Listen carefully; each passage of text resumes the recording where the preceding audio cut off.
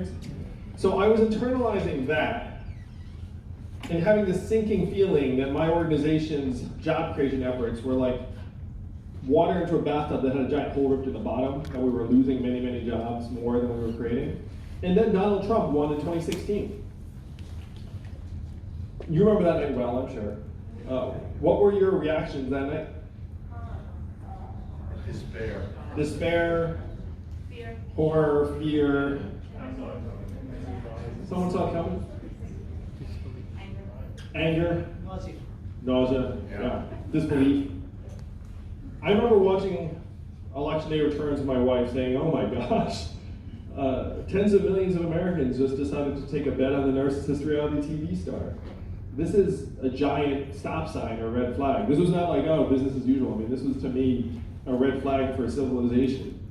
And so I started digging into what had happened. And as shocked as many of us were, or some of us saw it coming, it sounds like, we all have family members or friends or neighbors who were excited about his victory.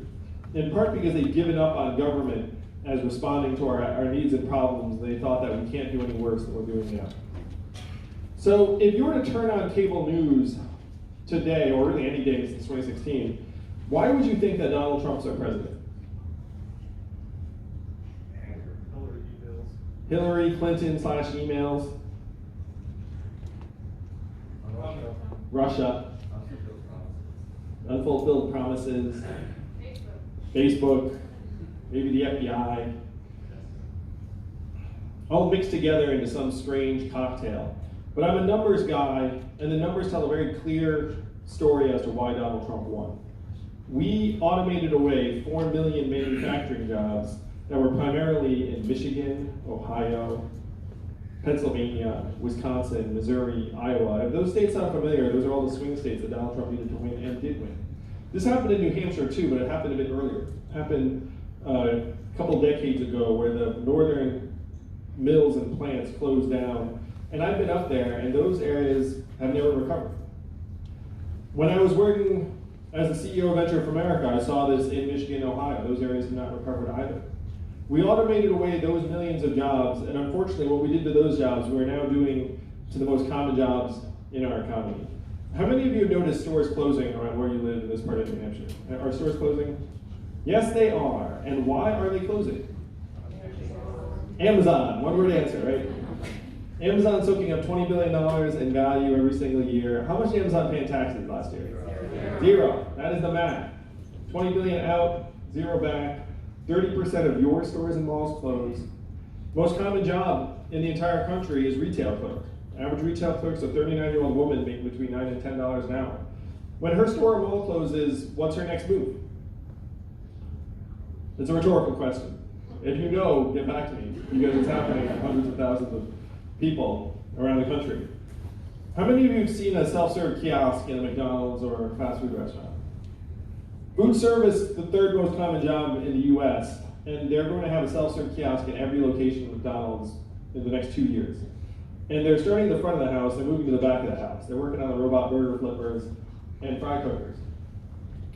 When you call a customer service line of a big company and you get the software bot, I'm sure you do the exact same thing I do, which is you pound 000, say human, representative, as fast as you can, right? So you get someone on the line and you're like, oh, a person, how would you do that? Everyone, right? Yeah, software is miserable. But in 2 or 3 short years, the software is going to sound like this.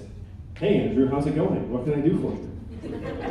It'll be fast, seamless, delightful, a little bit seductive perhaps. You might not even realize it's software unless you know. What is that going to mean for the 2.5 million Americans who work at call centers right now making $14 an hour? The one that scares me the most is trucking. How many of you all know a truck driver here in New Hampshire? It's the most common job in 29 states. There are 3.5 million truckers in this country, 94% men, average age 49, average education, high school or 1 year of college. And my friends in California are working very, very hard on trucks that can drive themselves. Now, why do they care so much about freight? It's for the money. The cost savings are $168 billion a year. Think about that number for a second. A year, if they can successfully automate away truck driving. And robot trucks are on the highways right now in Arizona. UPS just invested Now the reason they're in Arizona and not New Hampshire is that robot trucks are very bad with something called snow. They would struggle mightily with tonight, as an example. They'd be like, need more, like, not sure what to do. That's the way they talk, too. I speak robot now. Oh, man. So how are they going to overcome the snow problem? They're working on teleoperating equipment for these trucks, where, thanks to 5G spectrum, the plan is to beam a teleoperator from Nevada or Arizona into the truck and have them drive it like a video game. There'll be cameras on the front of the truck so you can see it in real time, and so it's like you're sitting in a cab. And then after the computer is sure what to do again, it says you can leave, and then you beam back out. So you'll be sitting in a warehouse in Nevada or Arizona just waiting for the alert and beam in. And thanks to the zero latency and the cameras, you can drive it like you're in the truck. What do you think the ratio will be between teleoperators in Nevada and Arizona and the 3.5 million truckers? 1 to 100 maybe? 2 to 100? It's certainly not going to be 1 to 1, right? You got 3.5 million truckers like waiting for a truck to beam into. What does that mean for the 3.5 million truckers or the 7 million plus Americans who work in truck stops, hotels, and diners that rely upon the truckers getting out and having a meal? Almost 10% of the jobs in the state of Nebraska support trucking. So what happens when the trucks don't stop in Nebraska anymore? The robot trucks can go 24/7, whereas the human-driven truck has to stop after 14 hours so the driver can get out and sleep. The human-driven truck, the trucks, essentially stop driving after 14 hours because of the regulations. The truck will actually seize up. So if you're a truck driver and you have your life savings tied up in your truck and then you see a robot truck on the highway that never stops, what's your response going to be? Again, rhetorical question, but we have a sense. So this is the fourth industrial revolution in action. It started with manufacturing, actually started in agriculture. Then it moved to manufacturing. Now it's going to retail, call centers, fast food, transportation. And this is before AI leaves the lab and starts eating up a lot of the basic white-collar jobs, like accounting. I was an unhappy lawyer long enough to know that AI can do a lot of that job. It's true. It can edit contracts faster and more cheaply than the most talented lawyer. This is why Donald Trump is our president today. Democrats like to talk as if he's the cause of all of our problems. He's not. He's a symptom. He's a manifestation of this economic transformation that is pushing more and more of us to the sidelines. So this is what I was uncovering in 2017. Donald Trump wins. I have this, oh my gosh, what the heck just happened? And so I turn to the numbers in the books, and I find out, okay, this is a straight automation story. We're blasting away the most common jobs in the economy, and people are seizing up and desperate enough to turn to Trump because our government is not responding. So I went to DC. My first move was not to run for president of the United States, because I'm not a crazy person. I'm married and have a family, so I was like, all right, let's go to DC and see what people are going to do. And so what do you think the folks in DC said when I asked them, what are we going to do to help Americans manage the greatest economic transformation in our history? Rhetorical question. That's true. So the big responses I got in DC were, number one, we cannot talk about this, Andrew. Hey, someone said to me, Americans are too dumb to understand it anymore. I know, rough. Number two, we should study this further. And number three, most popular, most common, we must educate and retrain all Americans for the jobs of the future. And I said, that sounds pretty good. But I looked at the studies. Do you all want to guess how effective the government-funded retraining programs were for the manufacturing workers in the Midwest who lost their jobs? I'm anchoring you low because it's low. The real number is 0 to 15% success rates. They're essentially a total failure. And when I said this to the folks in DC, you know what they said to me next? I guess we'll get better at it. After we've had a study. I came away and I said, oh my gosh, like this is as dark as I suspected. And one person in DC said something to me that sent me to you all here tonight. He said, Andrew, you're in the wrong town. No one here is going to do anything about this because fundamentally, Washington, D.C. is a town of followers, not leaders. And the only way we will do anything about it is if you create a wave in other parts of the country and bring that wave crashing down on our heads. That was 2 years ago in New Hampshire, and here we are. Yeah.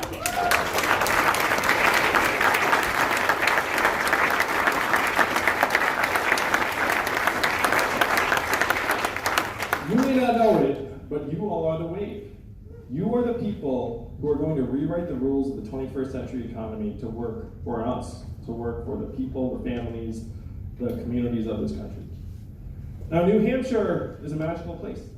How many presidential candidates have you seen? A show of hands. So this would be 5, this would be 4. It's like, I see a 5, a 3, a 10 plus. Let's say, you can just like this, you want to start flashing things. Now, why are all of the candidates here trying to win your support? It's because we have done the math. Do you know how many Californians each of you is worth?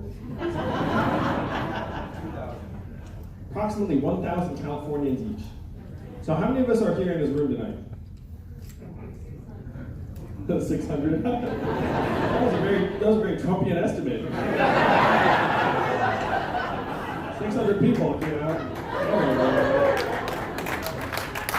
But this is a legitimately crowded room, so I'm going to say like maybe 160, something like that, 200, 160 to 200, let's call it 180. That's like 4.5 football stadiums in California. It's like 180,000 Californians. That is the power you all have. You have the power to shape the future of this country, to turn our history on a dime. That's why I love being here. This is one of the only places where democracy still functions the way it was intended. Most of our fellow Americans look up and they see the pipes clogged with lobbyist cash full of money, and they say, my vote can do nothing about it. They are generally correct. Their votes can do very, very little about it. But your votes can do a lot. Your votes can do everything. If you decide to point the country in a new direction, that is the way the country goes. That is the power of this place. That's why I love campaigning here. Now, you're all a little spoiled by it. You're a little bit like, I don't know about that Yang guy, I just met him the one time. But there's a very powerful culture here around your vetting of candidates that I love. You know, you get compared not to candidates of this cycle, but cycles even years and decades ago. So the question is, what are you going to do with your power? How are you going to make it so that Amazon doesn't pay zero taxes anymore? That's your responsibility, legitimately. Whose fault is it that Amazon's paying zero taxes? Sorry. It's our fault. It's not Amazon's fault. Amazon's job is to pay zero taxes. They're good at their job. It is our job to keep them from doing that. Your job. So how are we going to rewrite the rules to work for us? If you were here tonight, at some point you heard there's an Asian man running for president who wants to give everyone $1,000 a month. Remember hearing that? First time? You're like, wow, what an interesting gimmick. That'll never go anywhere. I'll never see that guy. It's not a new idea, and it's not my idea. Thomas Paine was for it at the founding of the country. He called it the citizen's dividend. Martin Luther King fought for it in the 60s, called it the guaranteed minimum income. It is what he was fighting for when he was assassinated in 1968. After the debate in Atlanta, I had the privilege of sitting down with Martin Luther King's son, Martin Luther King III. And the greatest thing about sitting with Martin Luther King III is that when he refers to Martin Luther King, he calls him Dad. He says, Dad said this, Dad believed this. And I was like, Martin Luther King was your dad. I was like, I guess that makes sense, because that's why I'm spending time with you right now. Because you're Martin Luther King III. But this is what he was fighting for, this foundation for all Americans economically. It was not for any subgroup of Americans, it was for everyone. In 1971, it was so mainstream that it was endorsed by 1,000 economists, and it passed the U.S. House of Representatives twice under Richard Nixon. It was called the Family Assistance Plan. It would have created a floor for all Americans. And then 11 years later, one state passed a dividend where now everyone in that state gets between $1,000 and $2,000 a year, no questions asked. And what state is that, New Hampshire? Alaska. And how do they pay for it? Oil. And what is the oil of the 21st century? Technology. Technology, AI, big data, self-driving cars and trucks. A study just came out that said that our data is now worth more than oil. How many of you saw that? How many of you got your data check in the mail? Where did the data check go? It went to Facebook, Amazon, Google, and the big tech companies that are profiting to the tune of billions and billions of dollars, and we're not seeing a dime. I interact with technology the same way most of you do. How many of you actually read the I agree, I consent form before you click on it? Wow, you raised your hand? The first person I've seen out of thousands. What do you do for a living? Physical therapist? Oh, you're a very, very meticulous physical therapist. My clients must do very well with you. So you see this giant I agree, I consent form, and you click on it, and then you just hope for the best. You're like, oh, I hope nothing too bad happens as a result of this. And there was a long time where it felt like an incredible bargain or deal because you were getting these services for free. But the fact is they are not free. We have a hidden cost associated with them, and the companies are certainly profiting to the tune of billions and billions of dollars off of our attention and our data. At the deepest level, it can actually fundamentally affect human decision-making and agency. We could think that we're making certain decisions, but really we've been led there by a string of digital breadcrumbs. That's how fundamental it can be. So we're not seeing any of the gains of the 21st century economy. They're getting hoovered out of your communities, out of most communities, and sucked up to the cloud. And the tech companies are too smart for paying taxes on it. That is the math behind what is driving many of our communities to distress. You have this $1,000 a month dividend, and it sounds dramatic at first, but if you look at it, if Alaska can do it with oil money, why cannot we do it for everyone with technology and data money? Especially because after the money comes into your hands, how are you going to spend it in real life?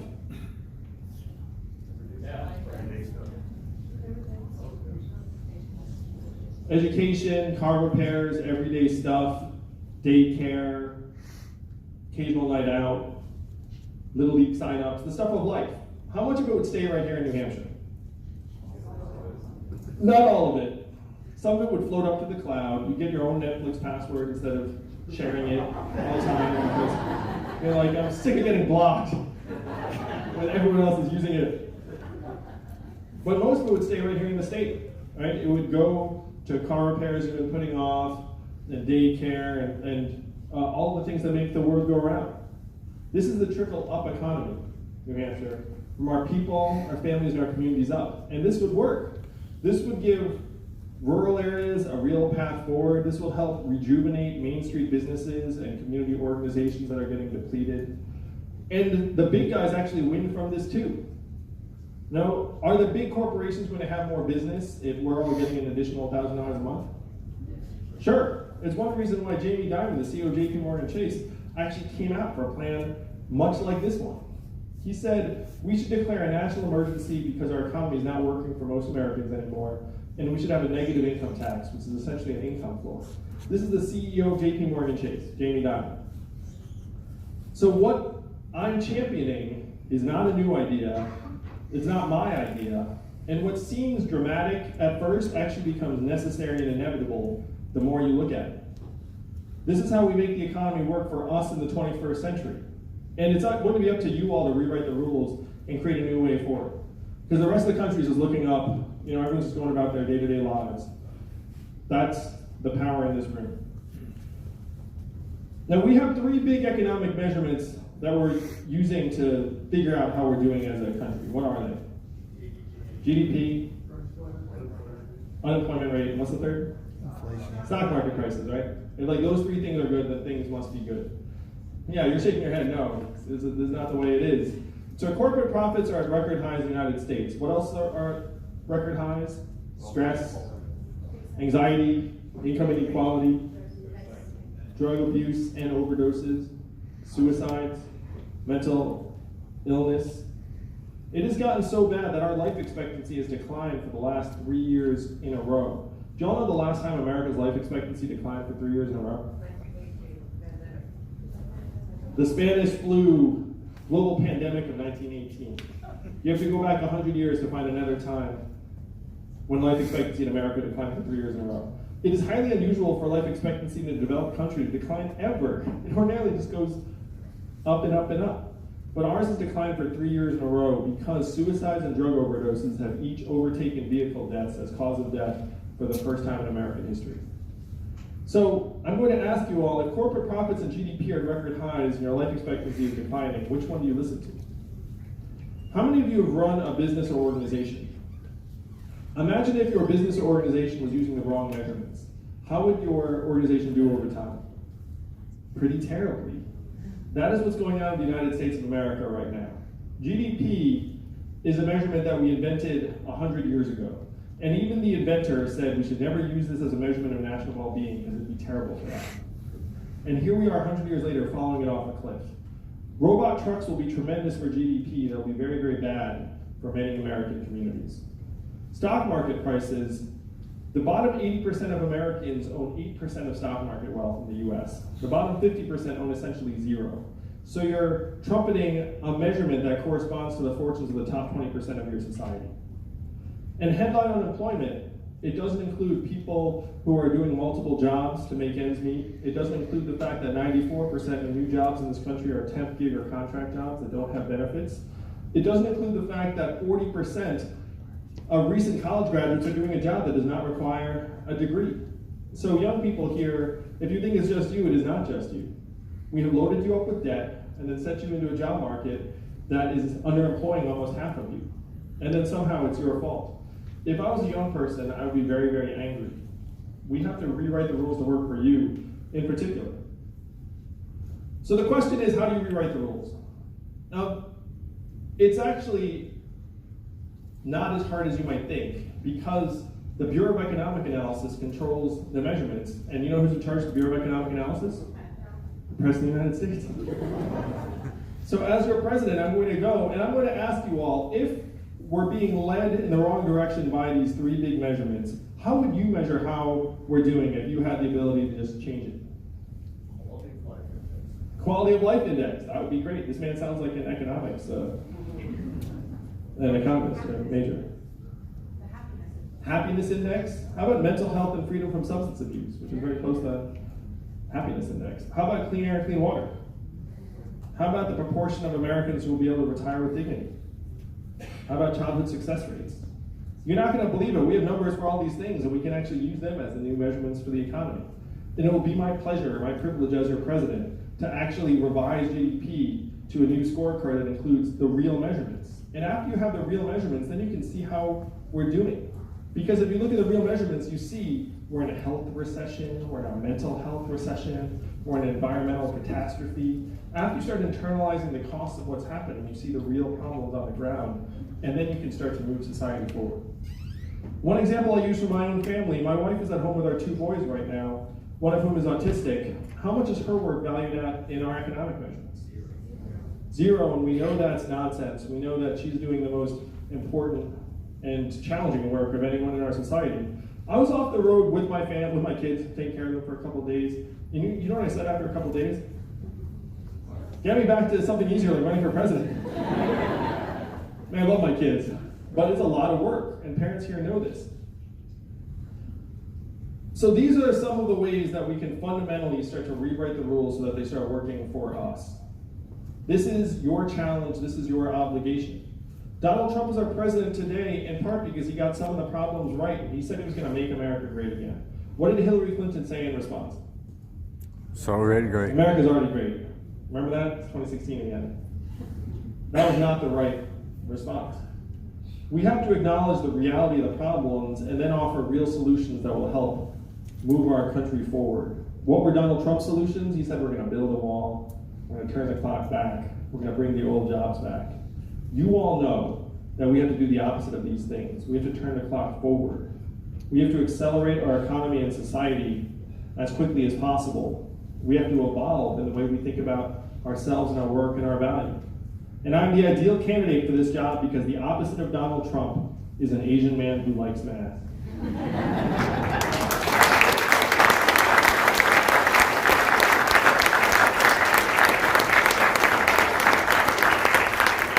What does math stand for? Make America think harder. This is your job, New Hampshire. We have to bring the real problems to the fore and then bring real solutions. I stand before you tonight. I'm in 5th place in the polls to be the Democratic nominee.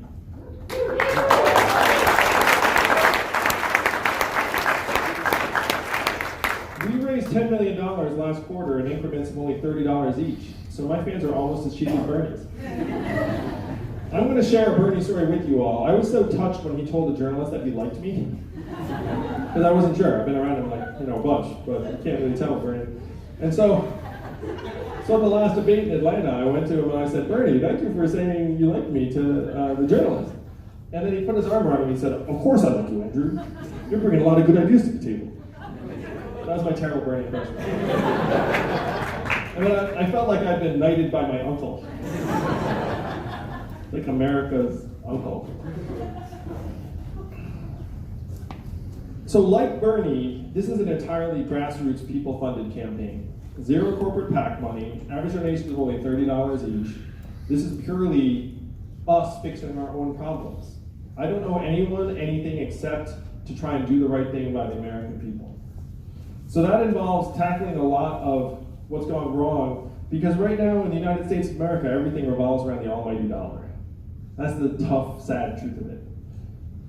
The way we make it work for us is we actually start putting more dollars into our hands and give ourselves a seat at the table, make ourselves owners and shareholders in the 21st century economy. It's been an exciting 2 years, I have to say. Like I came to this is my 22nd time in the state. I actually think it's more like 23rd or 24th, but I want to cheat. They tell me it's 22. And every time I've come back, there's been more energy, more enthusiasm. This has been the building of the wave over the last 2 years. And the question is, what are we going to do with this wave, this power? Because if we don't take advantage of this opportunity, we're in for 4 more years of what? What happens over the next 4 years? More stores close, the AI gets smarter, call centers start disappearing, the robot trucks start getting closer and closer to the highways. This is the tide we're in the midst of, and it's up to you all to turn the tide as quickly as possible. You're the only ones who can do it. There is no other New Hampshire. If you miss the opportunity, then it goes, and then we've got 4 more years of the 4th Industrial Revolution washing over our communities. Yeah, that's why I love being here. I'm not running for president because I fantasize about being president of the United States. I'm running for president because, like many of you here in this room, I'm a parent and I'm a patriot, and I've seen the future that awaits our kids. It is not something I'm willing to accept. I don't believe you should accept it either.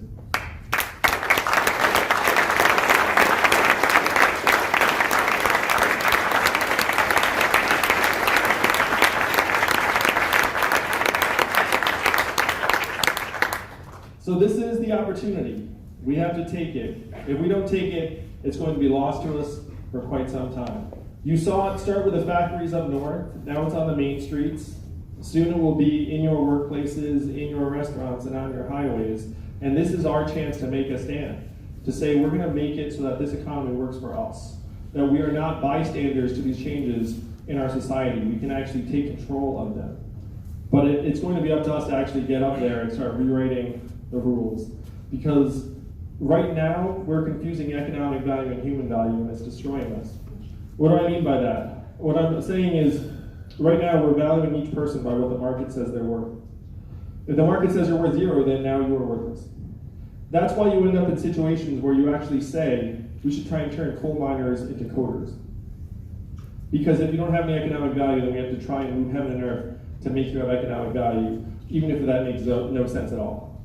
Even if it's ridiculous to suggest that these coal miners are going to become coders at scale in a reasonable way.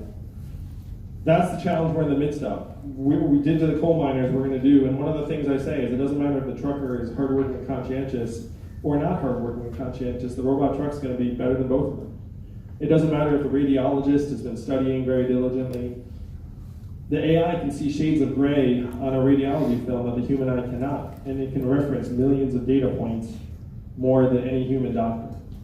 So if we keep chasing these goals that are moving away from us, we're going to lose on an epic scale. We have to reconceptualize how we measure our own value, how we think about ourselves. Are we going to be inputs into the giant capital efficiency machine in a race we cannot win? Or are we going to say we're citizens, we're Americans, each of us has value, and we can determine that in a way that the market cannot? I know you came here tonight and you were like, hey, this is a political talk and now I have to make Amazon pay taxes, to rewrite the rules of the economy, I have to do all of these things. But that is the wonder. That is the wonder of this place. If I was in any other part of the country, we'd be having a hypothetical discussion. Here in New Hampshire, this is all too real. That's why I love it here so much.